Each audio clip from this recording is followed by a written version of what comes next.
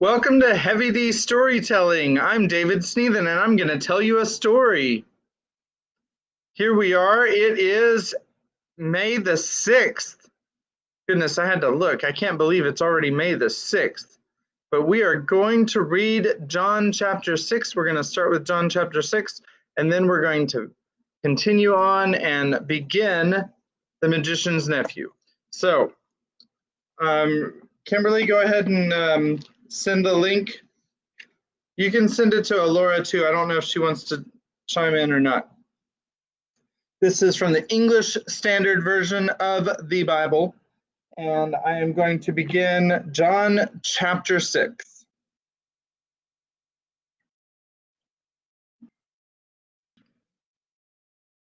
All right, John chapter 6.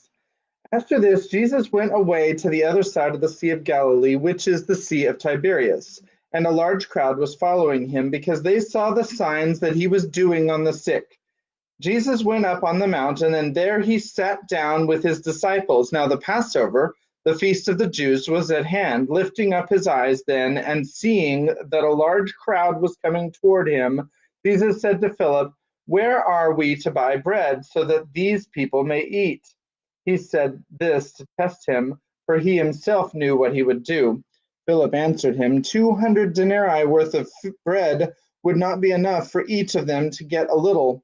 One of his disciples, Andrew, Simon Peter's brother, said to him, "There is a boy here who has 5 barley loaves and 2 fish, but what are they for so many?" Jesus said, "Have the people sit down." Now there was much grass in this place, so the men sat down, about 5,000 in number. Jesus then took the loaves, and when he had given thanks, he distributed them to those who were seated, so also the fish, as much as they wanted. And when they had eaten their fill, he told the disciples, "Gather up the leftover fragments, that nothing may be lost." So they gathered them up and filled 12 baskets and fragments from the 5 barley loaves left by those who had eaten. When the people saw this sign that he had done, they said, "This is indeed the prophet who is to come into the world." Perceiving then that they were about to come and take him by force to make him king, Jesus withdrew again to the mountain by himself. When evening came, the disciples went down to the sea, got into a boat, and started across the sea to Capernaum. It was now dark, and Jesus had not yet come to them. The sea became rough because a strong wind was blowing. When they had rowed about 3 or 4 miles, they saw Jesus walking on the sea and coming near the boat, and they were frightened.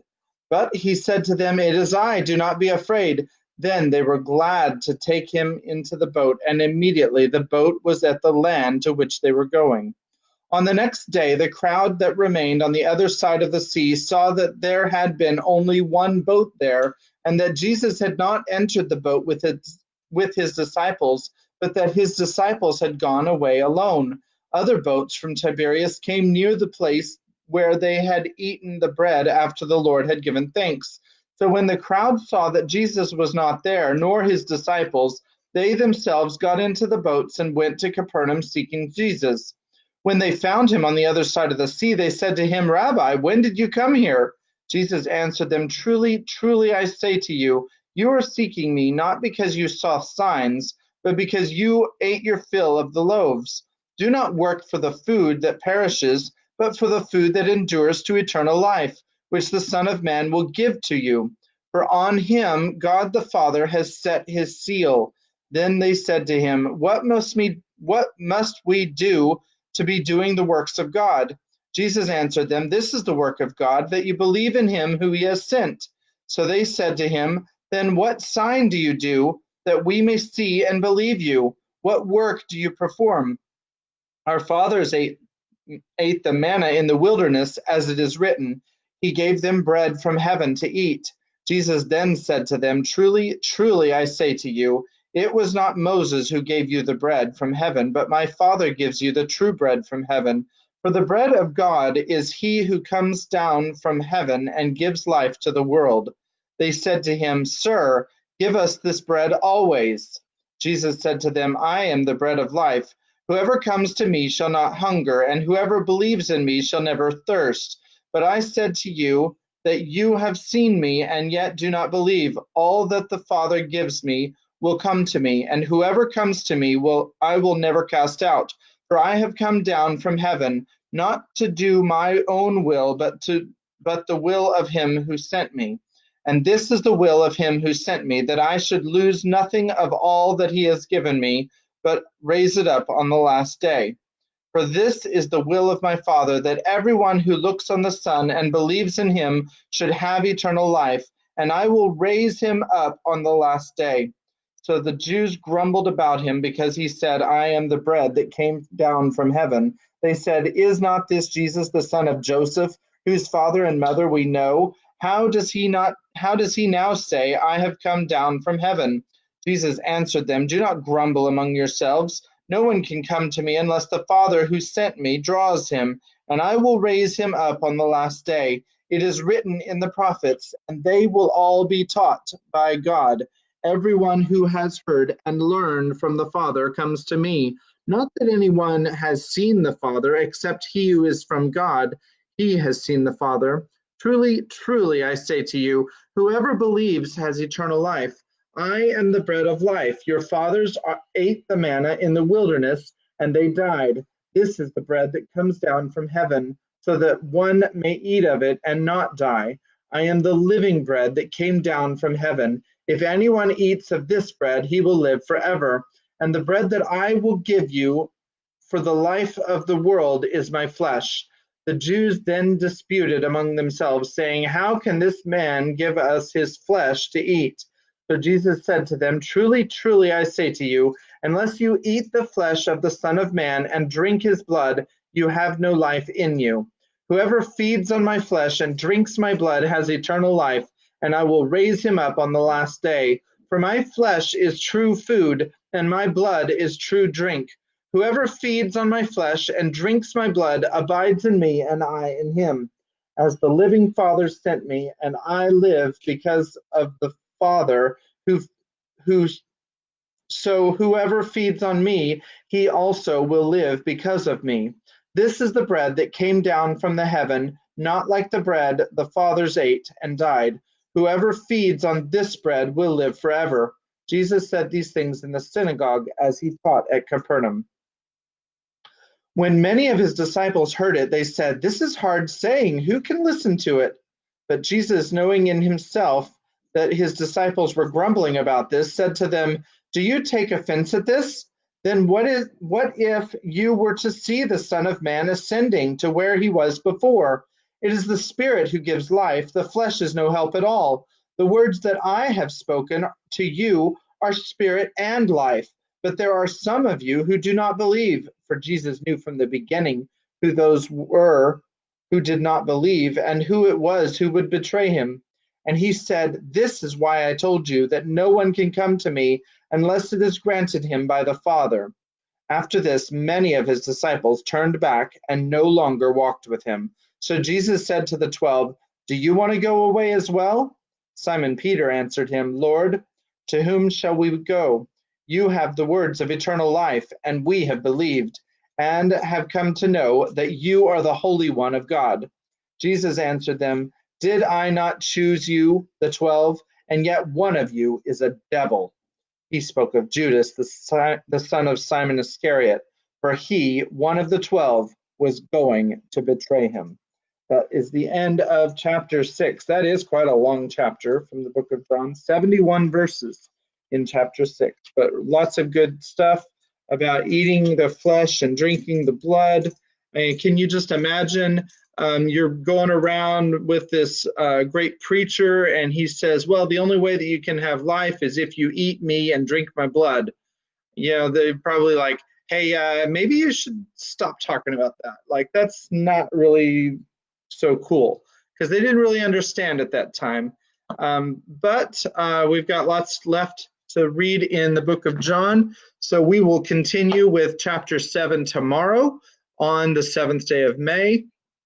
And at this time, I see that we have two viewers. One of them, at least one of them, is Rebecca. Well, one of them, because she can't be two, I suppose. But we're going to begin The Magician's Nephew. As I said yesterday, I think this might be my #1 favorite of the C.S. Lewis novels. I don't want to compare it to other books because it's like comparing apples and oranges. Not quite the same. Okay, it says to the Kilmer family. Daniel says oranges are better, by the way. So this is The Magician's Nephew by C.S. Lewis to the Kilmer family.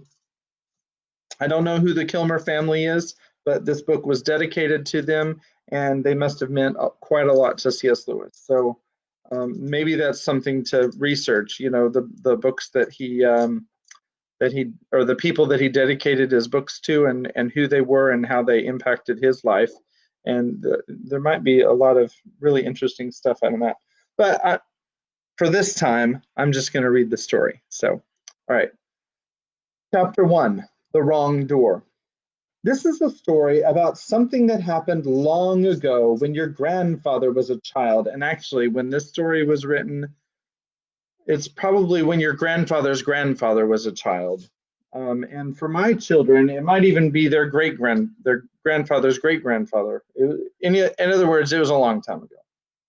It is a very important story because it shows how all the comings and goings between our own world and the land of Narnia first began. In those days, Mr. Sherlock Holmes was still living in Baker Street, and we learned about him recently from Alora. So, I only have one viewer right now, so Laura might have dropped. But in those days, Mr. Sherlock Holmes was still living in Baker Street, and the Bastables were looking for treasure in the Lewisham Road. In those days, if you were a boy, you had to wear a stiff Ayton collar every day, and the schools were usually nastier than now, if you can imagine that. But meals were nicer, and as for sweets, I won't tell you how cheap and good they were, because it would only make your mouth water in vain. And in those days there lived in London a girl called Polly Plummer. She lived in one of a long row of houses which were all joined together. One morning she was out in the back garden when a boy scrambled up from the garden next door and put his face over the wall. Polly was very surprised because up till now there had never been any children in that house, but only Mr. Ketterley and Miss Ketterley, a brother and sister, old bachelor and old maid, living together. So she looked up, full of curiosity. The face of the strange boy was very grubby. It could hardly have been grubbier if he had first rubbed his hands in the earth, and then had a good cry, and then dried his face with his hands. As a matter of fact, this was very nearly what he had been doing. And I've got a picture already. Here's a picture of Polly and the grubby boy. Of course, he's wearing the fancy collar, just like they all wore in those days. And Polly is, of course, wearing a dress because all girls wore dresses back then. Hello, said Polly. Hello, said the boy. What's your name? Polly, said Polly. What's yours? Diggory, said the boy.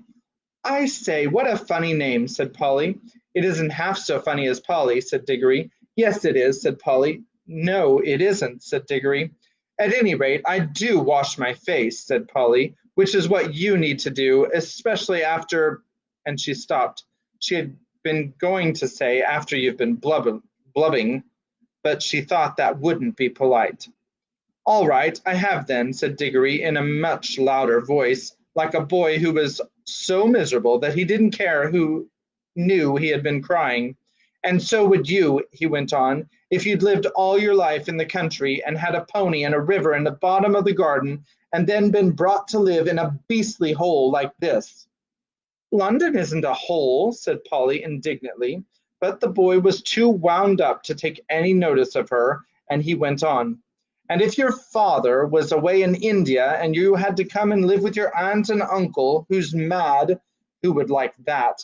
And if the reason was that they were looking after your mother, and if your mother was ill and was going to die, then his face went the wrong sort of shape, as it does if you're trying to keep back your tears. I didn't know. I'm sorry, said Polly humbly, and then, because she hardly knew what to say, and also to turn Diggory's mind to cheerful subjects, she said, Is Mr. Ketterley really mad? Well, he's either mad, said Diggory, or there's some other mystery. He has a study on the top floor, and Aunt Letty says I must never go up there. Well, that looks fishy to begin with. And then there's another thing. Whenever he tries to say anything to me at mealtimes, he never even tries to talk to her, she always shuts him up. She says, "Don't worry the boy, Andrew," or "I'm sure Diggory doesn't want to hear about that," or else, "Now, Diggory, wouldn't you like to go out and play in the garden?" What sort of things does he try to say? I don't know. He never gets far enough. But there's more than that. One night, it was last night, in fact, as I was going past the foot of the attic stairs on my way to bed, and I don't much care for going past them either, I'm sure I heard a yell. Perhaps he's keeping a mad wife shut up there. Yes, I've thought of that. Or perhaps he's a coiner. Or he might have been a pirate, like the man at the beginning of Treasure Island, and be always hiding from his shipmates.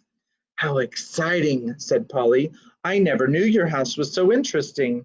You may think it's interesting, said Diggory, but you wouldn't like it if you had to sleep there. How would you like to lie awake listening for Uncle Andrew's step to come creeping along the passage to your room, and he has such awful eyes?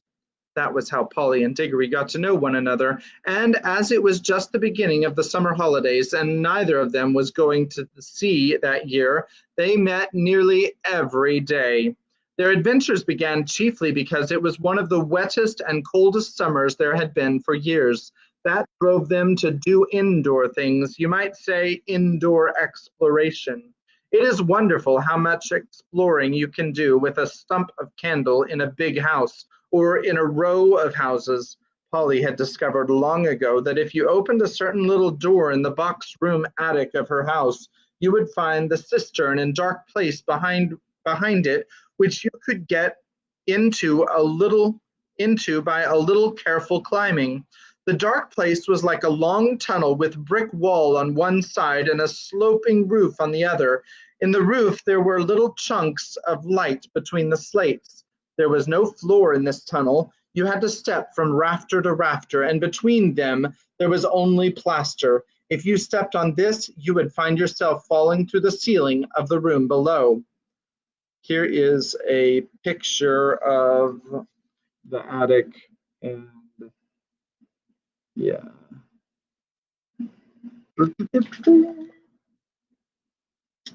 Polly had used the bit of the tunnel just beside the cistern as a smuggler's cave. She had brought up bits of old packing cases and the seats of broken kitchen chairs and things of that sort, and spread them across from rafter to rafter so as to make a bit of floor. Here she kept a cash box containing various treasures and a story she was writing, and usually a few apples. She had often drunk a quiet bottle of ginger beer in there. The old bottles made it look more like a smuggler's cave. Diggory quite liked the cave. She wouldn't let him see the story, but he was more interested in exploring. Look here, he said. How long does this tunnel go on for? I mean, does it stop where your house ends? No, said Polly. The walls don't go out to the roof. It goes on. I don't know how far. Then we could get the length of the whole row of houses. So we could, said Polly. And, oh, I say, what? We could get into the other houses. Yes, and get taken up for burglars. No thanks. Don't be so jolly clever. I was thinking of the house beyond yours. What about it? Why, it's the empty one. Daddy says it's always been empty ever since we came here. I suppose we ought to have a look at it then, said Diggory. He was a good deal more excited than you'd have thought from the way he spoke, for of course he was thinking, just as you would have been, of all the reasons why the house might have been empty so long. So was Polly. Neither of them said the word haunted, and both felt that at once the thing had been suggested and both felt that once the thing had been suggested, it would be feeble not to do it. Shall we go and try it now? Said Diggory. All right, said Polly. Don't, if you'd rather not, said Diggory. I'm game if you are, she said. How are we to know when we're in the next house but one, in the next house but one. They decided they would have to go out to the box room and walk across it, taking steps as long as the steps from one rafter to the next. That would give them an idea of how many rafters went to a room. Then they would allow about four more for the passage between the two attics in Polly's house, and then the same number for the maid's bedroom as for the box room. That would give them the length of the house. When they had done that distance twice, they would be at the end of Diggory's house. Any door they came to after that would let them into an attic of the empty house. But I don't expect it's really empty at all, said Diggory. What do you expect? I expect someone lives there in secret, only coming in and out at night with a dark lantern. We shall probably discover a gang of desperate criminals and get a reward.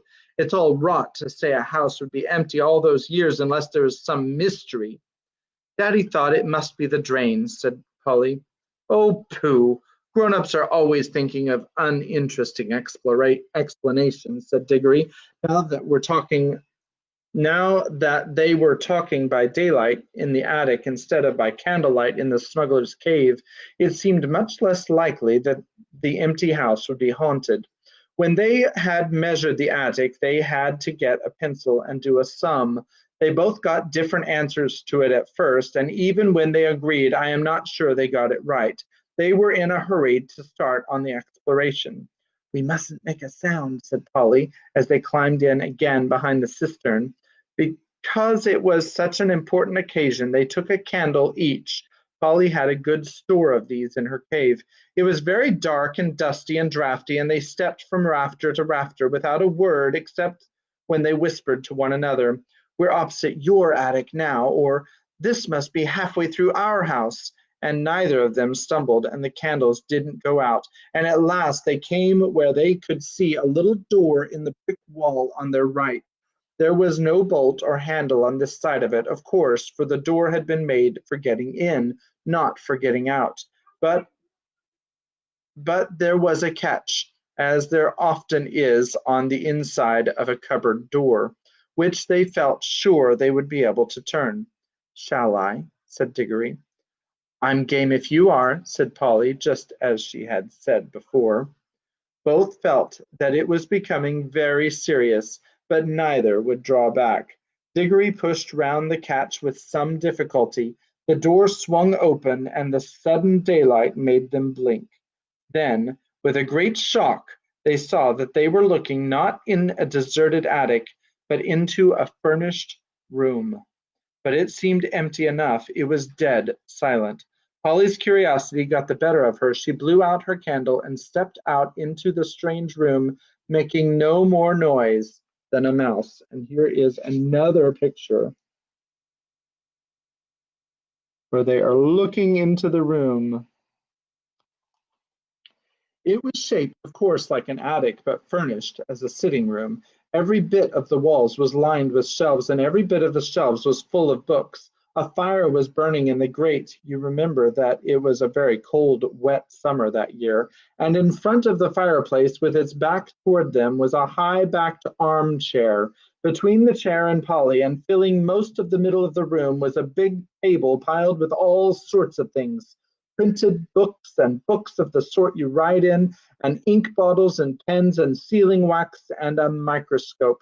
But what she noticed first was a bright red wooden tray with a number of rings on it. They were in pairs, a yellow one and a green one together, then a little space, and then another yellow one and another green one. They were no bigger than ordinary rings, and no one could help noticing them because they were so bright. They were the most beautiful, shiny little things you can imagine. If Polly had been a very little younger, she would have wanted to put one in her mouth. The room was so quiet that you noticed the ticking of the clock at once. And yet, as she now found, it was not absolutely quiet either. There was a very, very faint humming sound. If vacuum cleaners had been invented in those days, Polly would have thought it was the sound of a hoover being worked a long way off, several rooms away and several floors below, but it was a nicer sound than that, a more musical tone, only so faint that you could hardly hear it.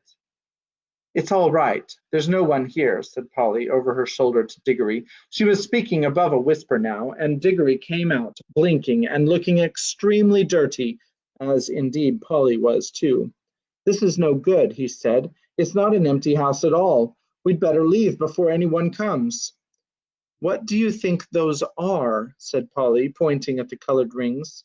Oh, come on, said Diggory. The sooner he never finished what he was going to say, for at that moment something happened.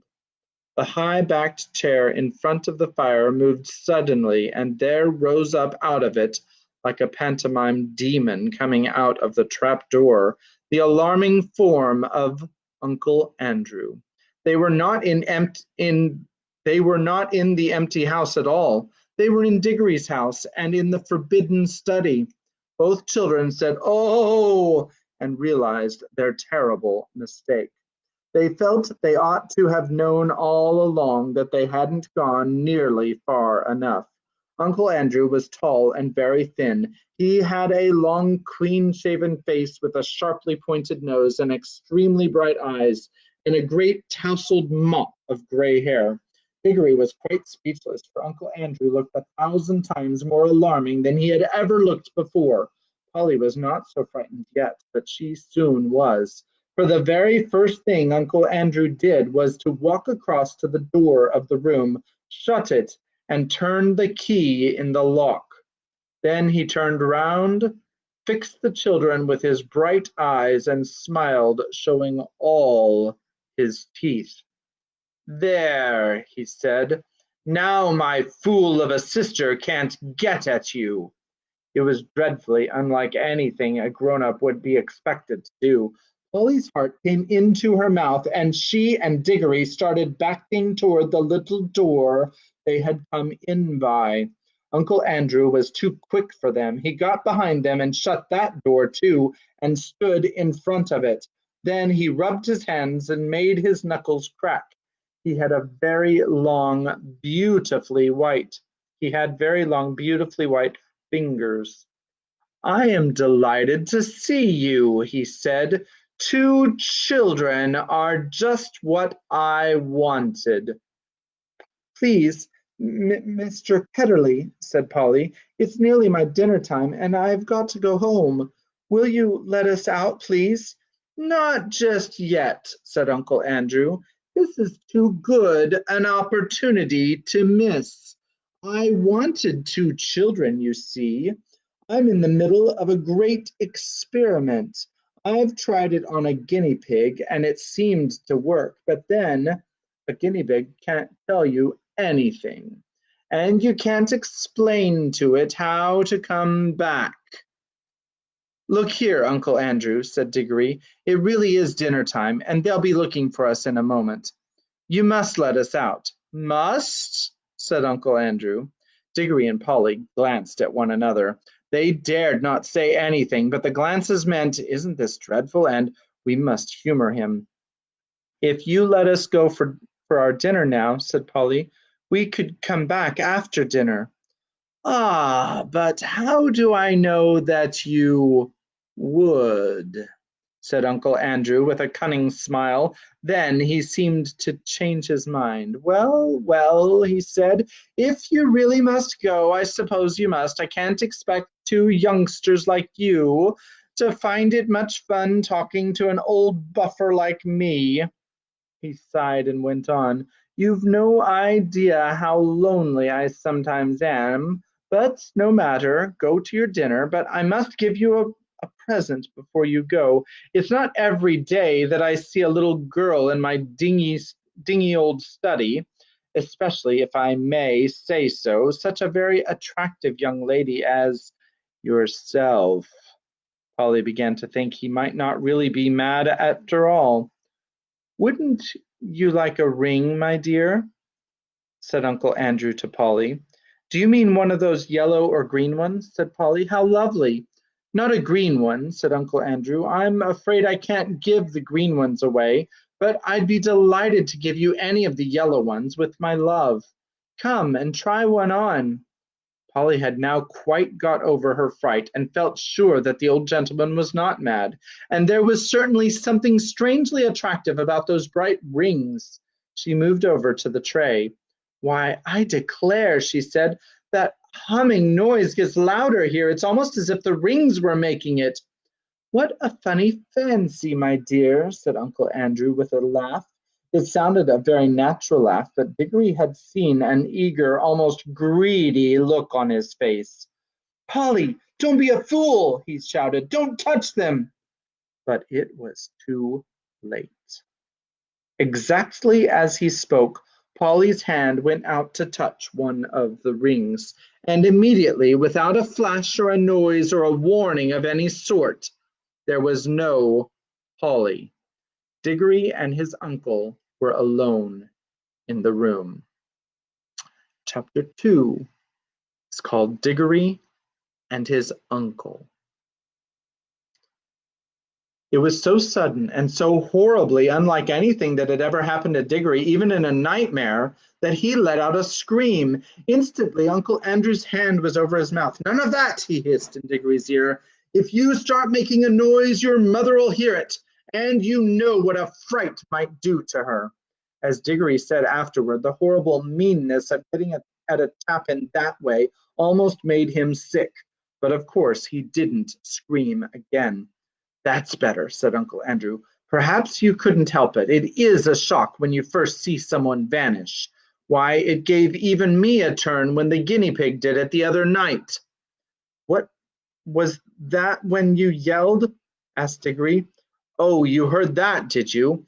I hope you haven't been spying on me." "No, I haven't," said Diggory indignantly. "But what's happened to Polly?" "Congratulate me, my dear boy," said Uncle Andrew, rubbing his hands. "My experiment has succeeded. The little girl's gone, vanished, right out of the world." "What have you done to her?" "Sent her to, well, to another place." "What do you mean?" asked Diggory. Uncle Andrew sat down and said, "Well, I'll tell you all about it. Have you ever heard of old Mrs. LeFay?" "Wasn't she a great aunt or something?" said Diggory. "Not exactly," said Uncle Andrew. "She was my godmother. That's her, there on the wall." Diggory looked and saw a faded photograph. It showed the face of an old woman in a bonnet, and he could now remember that he had once seen a photo of the same face in an old drawer at home in the country. He had asked his mother who it was, and Mother had not seemed to want to talk about the subject much. It was not at all a nice face, Diggory thought, though of course with those early photographs one could never really tell. Wasn't there something wrong about her, Uncle Andrew?" he said. "Well," said Uncle Andrew with a chuckle, "it depends on what you call wrong. People are so narrow-minded. She certainly got very queer in her later life, did very unwise things. That was why they shut her up." "In an asylum, do you mean?" "Oh, no, no, no," said Uncle Andrew in a shocked voice. "Nothing of the sort. Only in prison." "I say," said Diggory, "what has she done?" "Ah, poor woman," said Uncle Andrew. "She had been very unwise. There were a good many different things. We needn't go into all that. She was always very kind to me." "But look here, what has all this got to do with Polly? I do wish you'd all in good time, my boy," said Uncle Andrew. "They let out old Mrs. LeFay out before she died, and I was one of the very few people whom she would allow to see her in her last illness. She had got to dislike ordinary ignorant people, you understand. I do myself. But she and I were interested in the same sort of things. It was only a few days before her death that she told me to go to an old bureau in her house and open a secret drawer and bring her a little box that I would find there. The moment I picked up that box, I could tell by the pricking in my fingers that I held some great secret in my hands. She gave it me and made me promise that as soon as she was dead, I would burn it, unopened, with certain ceremonies. That promise I did not keep. Well, then, it was jolly rotten of you, said Diggory. Rotten, said Uncle Andrew with a puzzled look. Oh, I see. You mean that little boys ought to keep their promises. Very true, most right and proper, I'm sure, and I'm very glad you have been taught to do it. But of course, you must understand that rules of that sort, however excellent they may be for little boys and servants and women, and even people in general, can't possibly be expected to apply to profound students and great thinkers and sages. No, Diggory, men like me who possess hidden wisdom are freed from common rules, just as we are cut off from common pleasures. Ours, my boy, is a high and lonely destiny. As he said this, he sighed and looked so grave and noble and mysterious that for a second Diggory really thought he was saying something rather fine. But then he remembered the ugly look he had seen on his uncle's face the moment before Polly had vanished, and all at once he saw through Uncle Andrew's grand words. All it means, he said to himself, is that he thinks he can do anything he likes to get anything he wants. Of course, said Uncle Andrew, I didn't dare to open the box for a long time, for I knew it might contain something highly dangerous, for my godmother was a very remarkable woman. The truth is, she was one of the last mortals in this country who had fairy blood in her. She said there had been two others in her time. One was a duchess and the other was a charwoman. In fact, Diggory, you are now talking to the last man, possibly, who really had a fairy godmother. There, that'll be something for you to remember when you're an old man yourself. I bet she was a bad fairy, thought Diggory, and added out loud, but what about Polly? How do you harp on that? Said Uncle Andrew, as if that was what mattered. My first task was, of course, to study the box itself. It was very ancient, and I knew enough even then to know it wasn't Greek or old Egyptian or Babylonian or Hittite or Chinese. It was older than any of those nations. That was a great day when I at last found out the truth. The box was Atlantean. It came from a lost island of Atlantis. That means it was centuries older than any of the Stone Age things they dig up in Europe. And it wasn't a rough, crude thing like them either. For in the very dawn of time, Atlantis was already a great city with palaces and temples and learned men. He paused for a moment, as if he expected Diggory to say something, but Diggory was disliking his uncle more every minute, so he said nothing.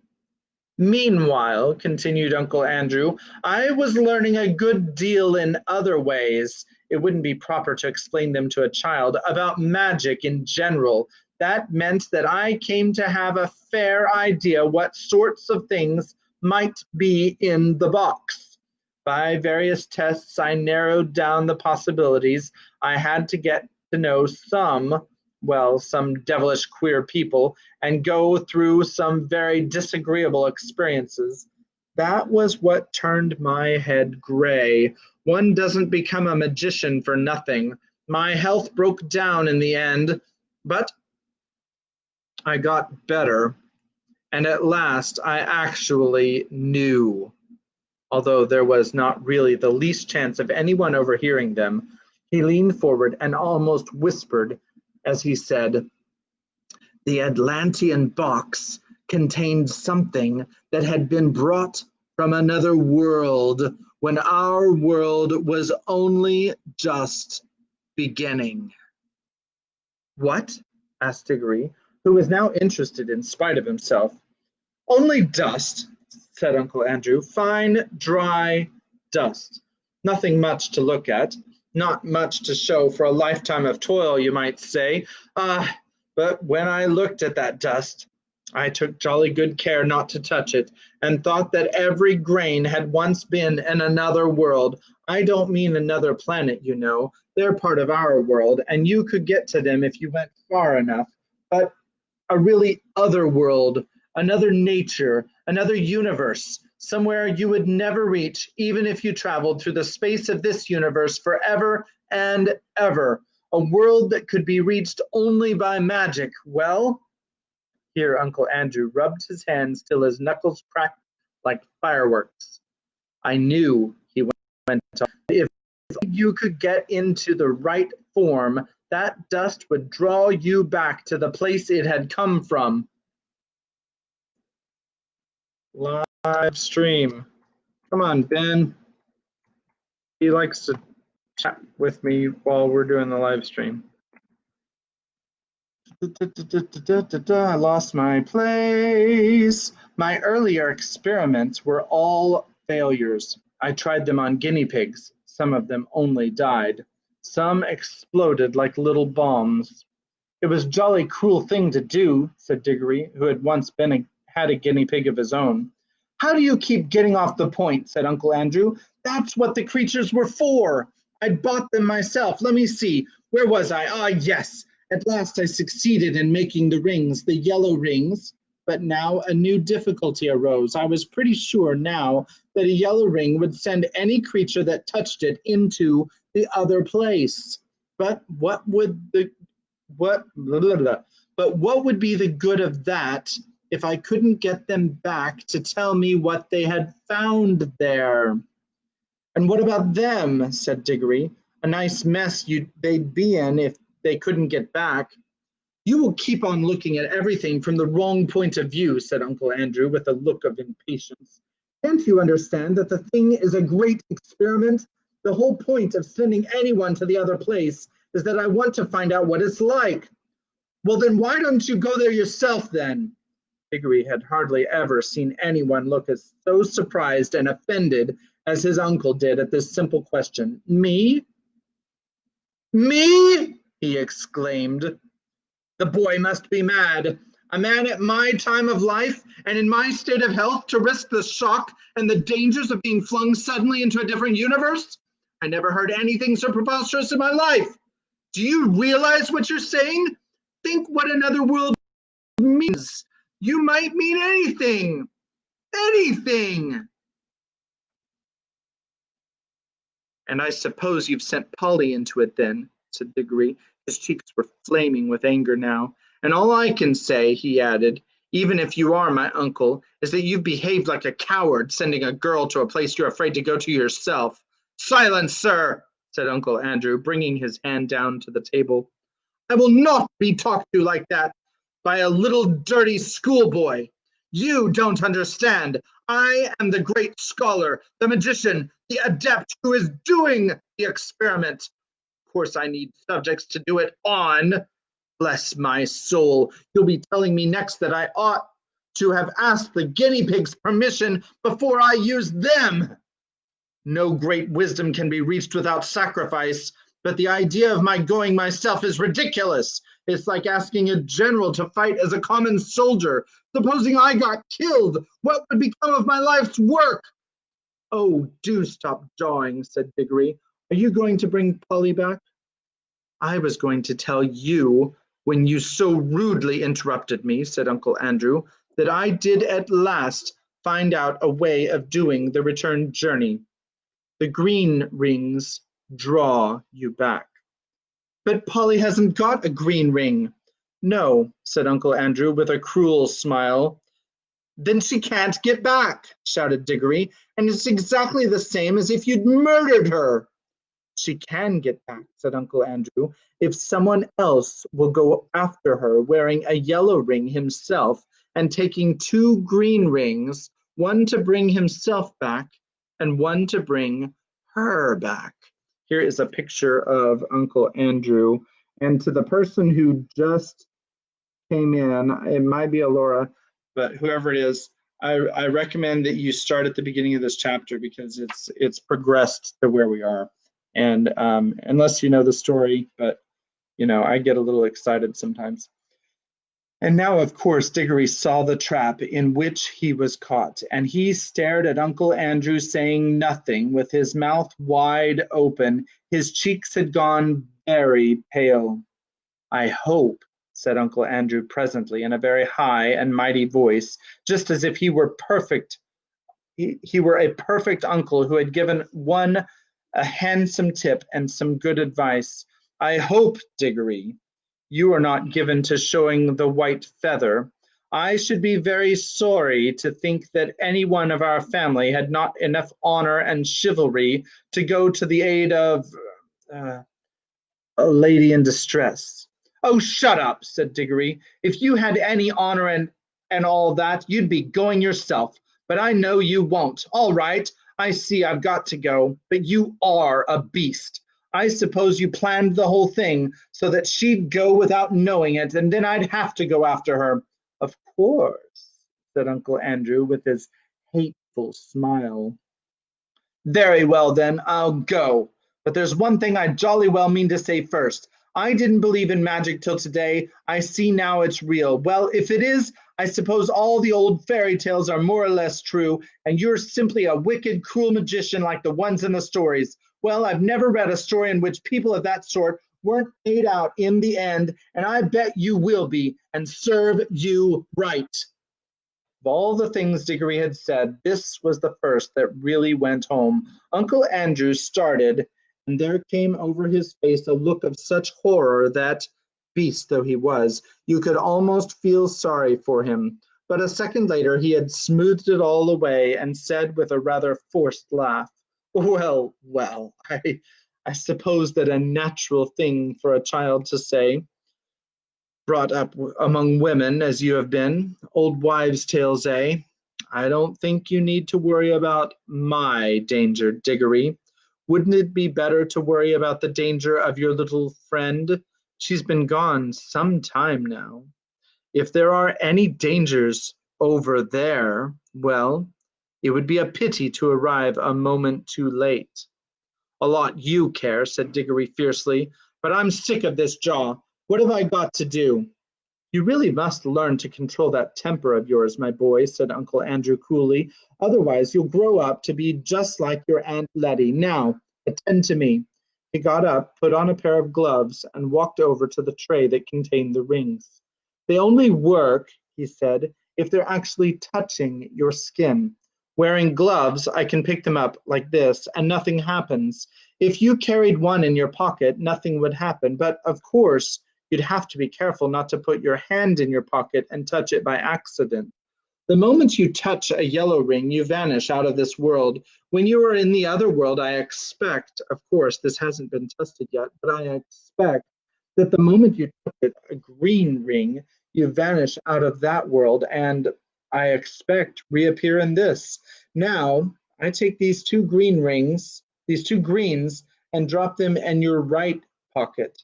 Remember very carefully which pocket the greens are in. G for green and R for right. GR, you see, which are the first two letters of green. One for you and one for the little girl, and now you pick up a yellow one for yourself. I should put it on your finger if I were you. There'll be less chance of dropping it.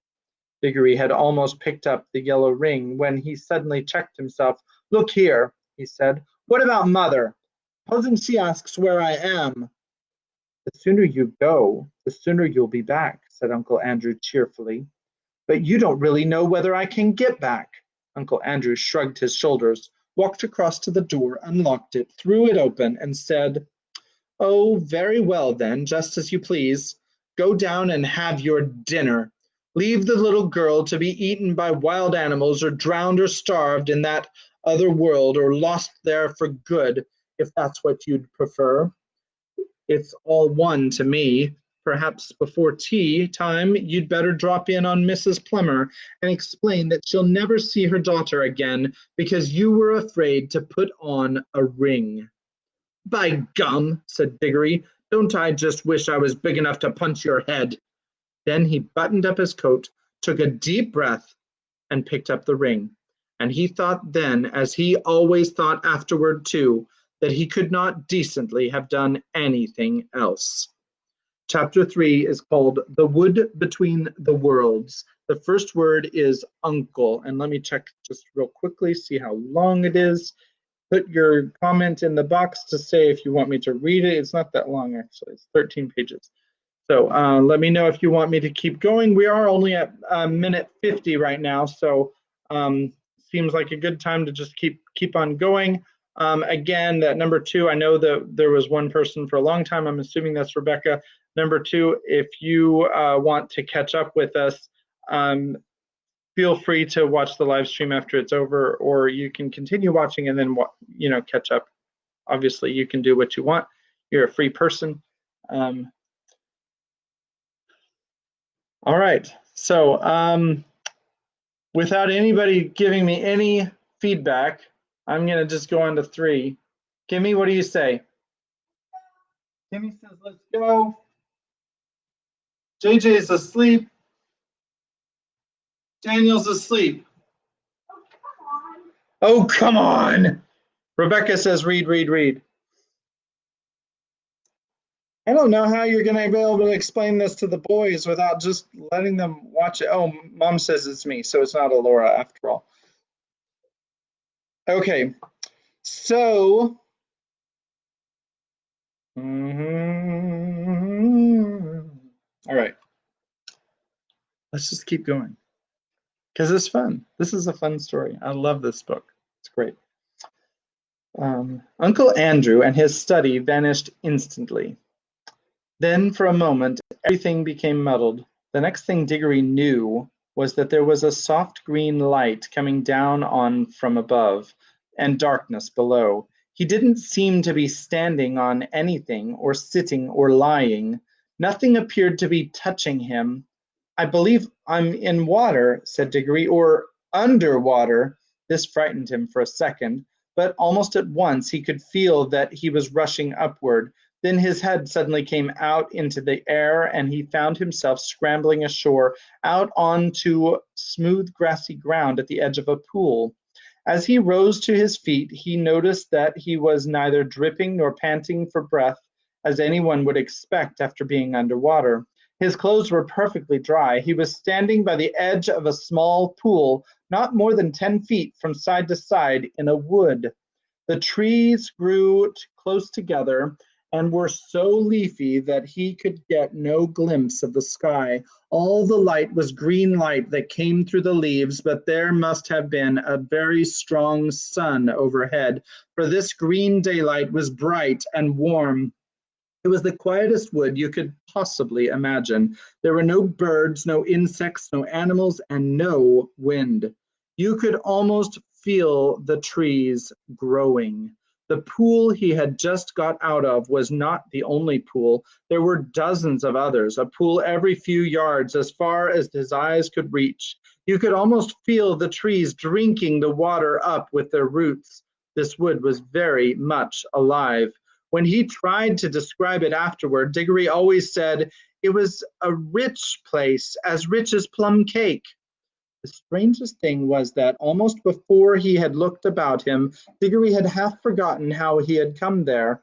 At any rate, he was certainly not thinking about Polly or Uncle Andrew or even his mother. He was not in the least frightened or excited or curious. If anyone had asked him, "Where do you come from?" he would probably have said, "I've always been here." That was what it felt like, as if one had always been in that place and never been bored, although nothing had ever happened. And he had said long afterward, "It's not the sort of place where things happen. The trees go on growing, that's all." After Diggory had looked at the wood for a long time, he noticed that there was a girl lying on her back at the foot of a tree a few yards away. Her eyes were nearly shut, but not quite, as if she were just between sleeping and waking. So he looked at her for a long time and said nothing, and at last she opened her eyes and looked at him for a long time, and she also said nothing. And I'm going to show you the picture here. There they are. You can see her laying down and him standing up, and there's woods and there's a pool and several pools in the background. And there it is. All right.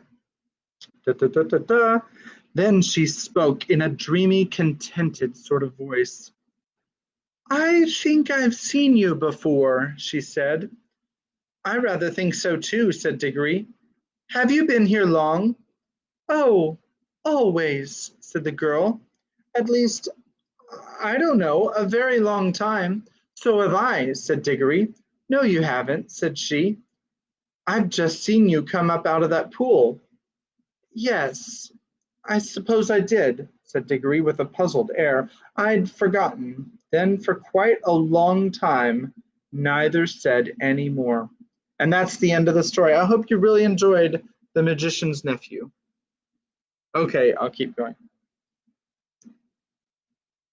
Look here, said the girl presently. I wonder, did we ever really meet before? I had a sort of idea, a sort of picture in my head of a boy and a girl like us, living somewhere quite different and doing all sorts of things. Perhaps it was only a dream. I've had that same dream, I think, said Diggory, about a boy and a girl living next door and something about crawling among rafters. I remember the girl had a dirty face. Aren't you getting it mixed? In my dream, it was the boy who had a dirty face. I can't remember the boy's face, said Diggory, and then he added, Hello, what's that? Why, it's a guinea pig, said the girl, and it was a fat guinea pig nosing about in the grass. But round the middle of the guinea pig there ran a tape, and tied on to it by the tape was a bright yellow ring. Look, look, cried Diggory, the ring, and look, you've got one on your finger, and so have I. The girl now sat up, really interested at last. They stared very hard at one another, trying to remember, and then, at exactly the same moment, she shouted out, Mr. Ketterly! And he shouted out, Uncle Andrew! And they knew who they were and began to remember the whole story. After a few minutes of hard talking, they had got it straight. Diggory explained how beastly Uncle Andrew had been. What do we do now? Said Polly. Take the guinea pig and go home? There's no hurry, said Diggory with a huge yawn. I think there is, said Polly. This place is too quiet. It's so dreamy. You're almost asleep. If we once give in to it, we shall just lie down and drowse forever and ever. It's very nice here, said Diggory. Yes, it is, said Polly, but we've got to get back. She stood up and began to go cautiously toward the guinea pig, but then she changed her mind. We might as well leave the guinea pig, she said. It's perfectly happy here, and your uncle will only do something horrid to it after we take it home. I bet he would, answered Diggory. Look at the way he's treated us. By the way, how do we get home? Go back into the pool, I expect. They came and stood together at the edge, looking down into the smooth water.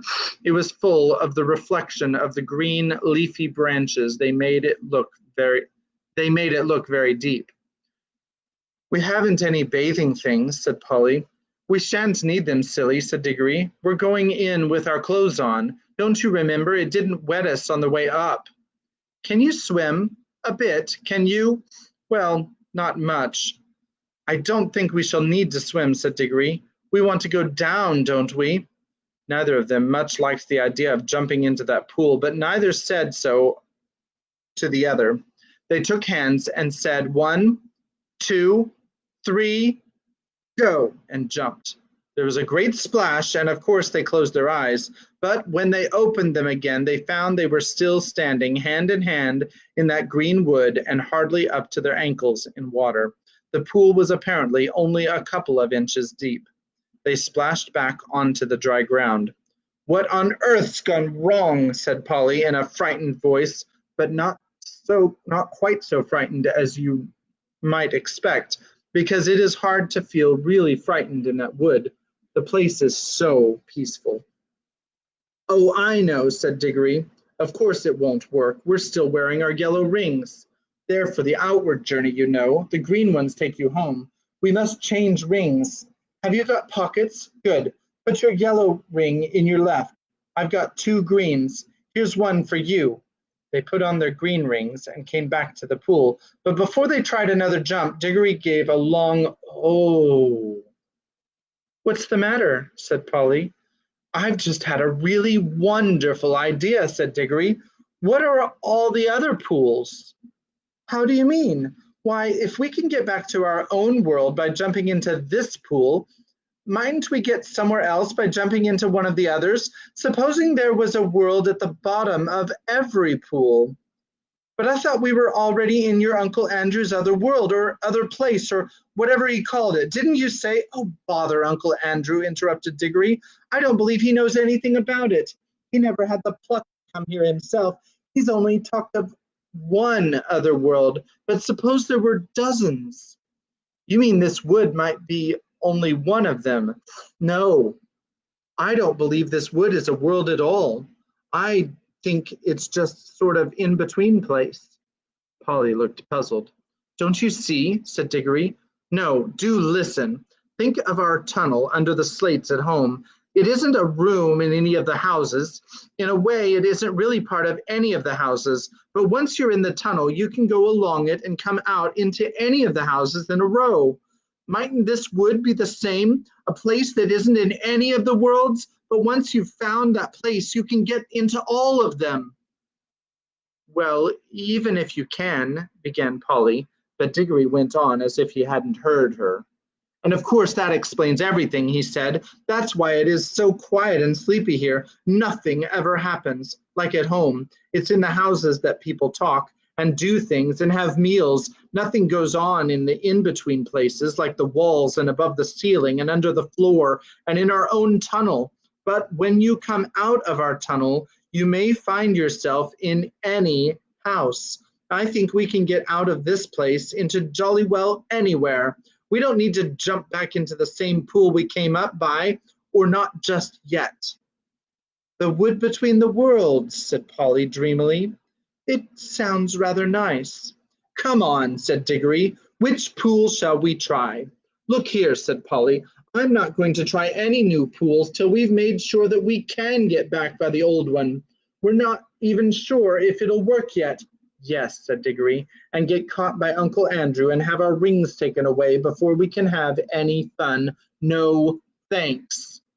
Couldn't we just go part of the way down into our own pool, said Polly, just to see if it works. Then, if it does, we'll change rings and come up again before we're really back into Mr. Kelly's study.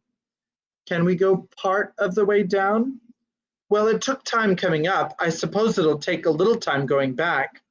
Diggory made rather a fuss about agreeing to this, but he had to do it in the end because Polly absolutely refused to do any exploring in new worlds until she had made sure about getting back to the old one.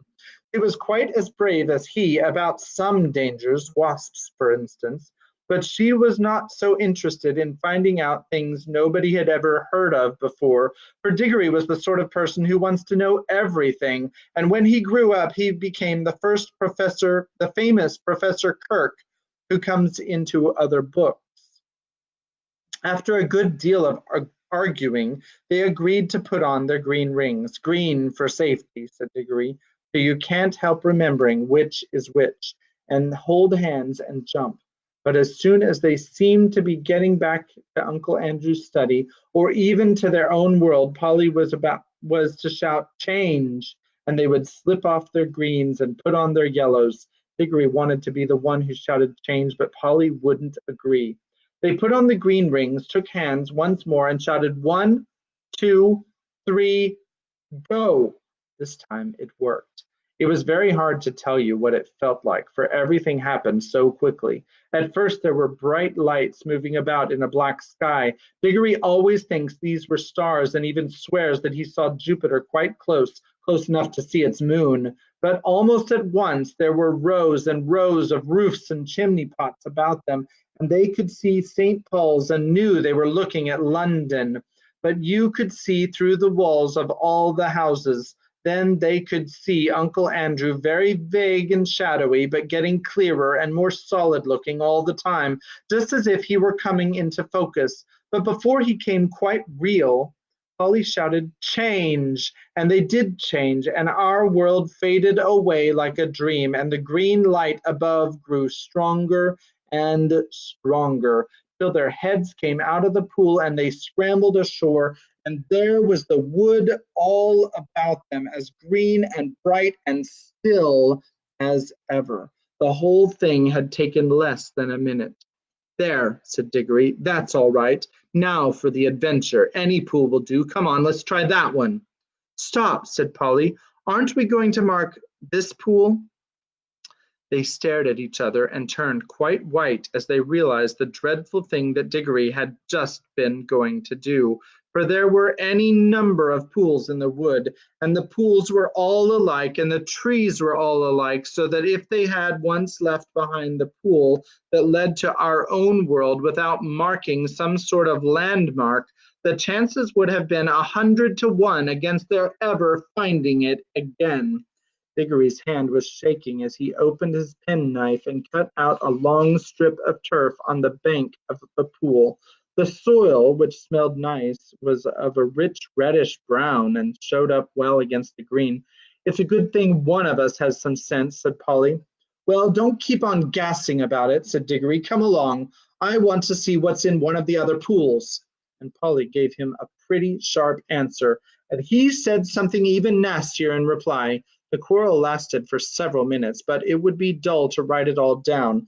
Let us skip on to the moment at which they stood with beating hearts and rather scared faces on the edge of the unknown pool with the yellow rings on, and held hands and once more said, "1, 2, 3, go!"